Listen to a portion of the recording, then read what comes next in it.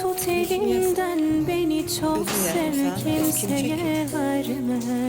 Kimdi? Seveceksen ömürlük sev, bir günlük sevme. Ucadandı, ben eşitmirəm. Müəllimənin şəklidir, yaxşı oxuyuyorum.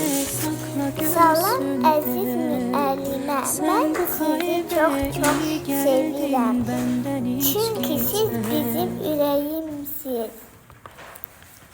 Canım müəllimə, mən sizi gündüz gecə sevirəm. Gündüz gecə.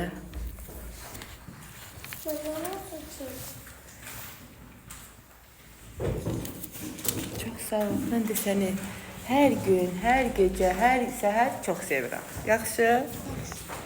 Göstər görüm bunu. Belə tuş görüm. Mən çəkim onu. Ayda, necə gözəldir. Oxşayır müəlliməyə? Çox oxşayır mənə uşaqlar. Niyə oxşamır ki? Bax da, eynən məni çəkib, hə? Aferin.